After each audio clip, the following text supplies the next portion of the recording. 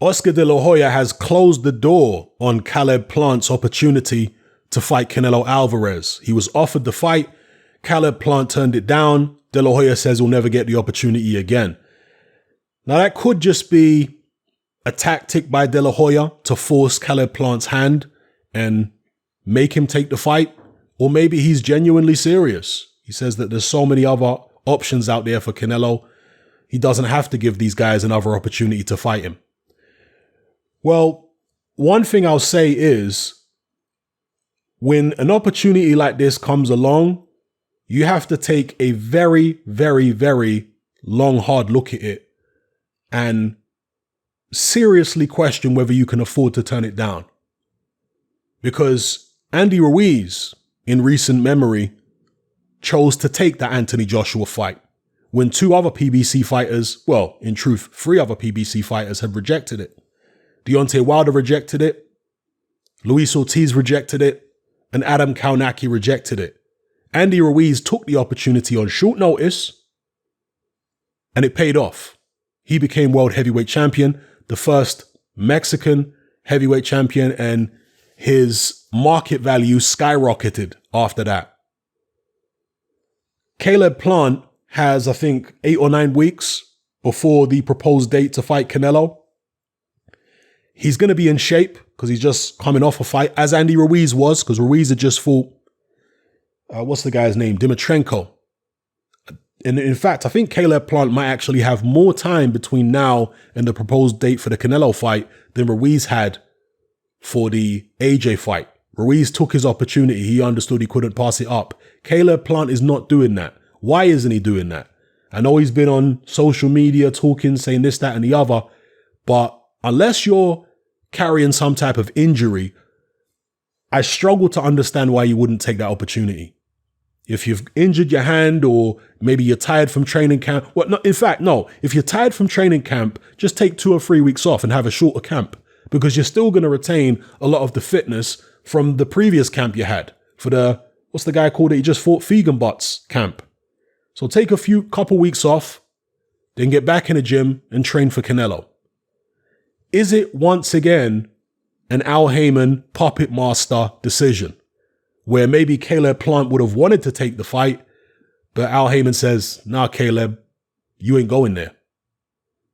Because there have been a lot of rumors. There's been a lot of, let's say, paperwork circulating on the internet, which purports to be Al Heyman contracts. I don't know how genuine those particular contracts floating around online are, but if you look at the way a lot of Heyman fighters behave by way of turning down big fights for career high money, what it says on some of those contracts floating around online, you know, it's not far-fetched. Let's just put it that way, because of the way that the Heyman fighters tend to behave.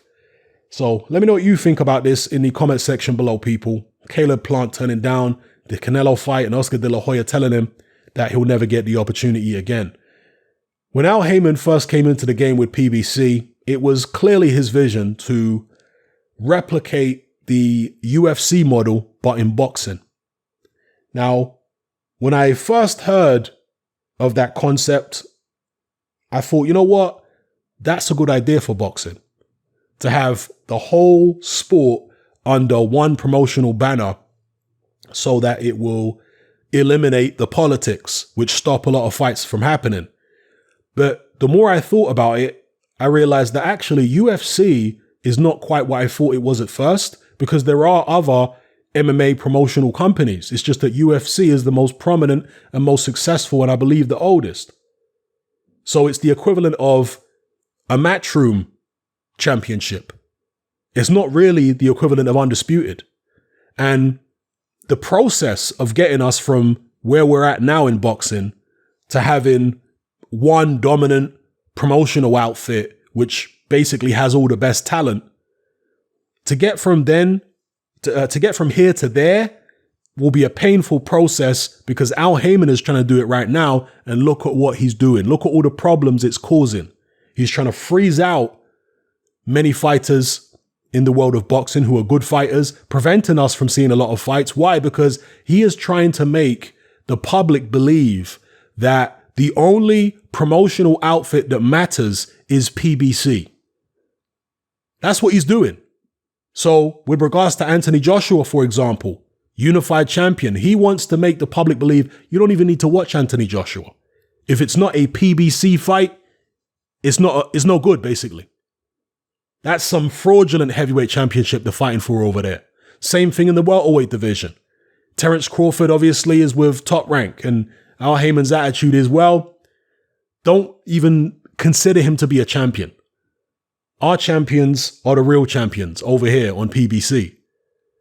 See, this is what UFC, they didn't necessarily start that way, but this is what they do now. Because they're not the only show in town, UFC. There's Bellator and there's many, many other MMA promotional outfits. But they make the public believe that UFC is the only one that really matters. In order to be the best in the world, you have to be in the UFC. Really and truly, look, I'm no MMA expert at all. I'm an MMA casual. But if boxing is anything to go by, there are people in Bellator and in other UFC promotional companies who could beat some of the current UFC champions right now. Now, UFC might have most of the best talent, but, you know, combat sports are a funny old game, and you could be the best one day, you fight some grizzled veteran, and he manages to beat you.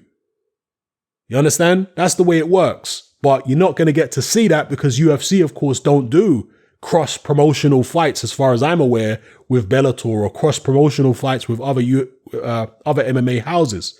So their standing in the world of MMA is predicated on this belief that all of their champions could beat all of the other champions and all of the other fighters from any other MMA organization. And this is, again, what Al Heyman is trying to do with PBC. It's all about manipulating public perception to believe that any championship fight that happens outside of the PBC, that don't really matter. That's not a serious fight. They're not the best fighters. The best fighters are right here with Al Heyman on PBC. This is what he's doing.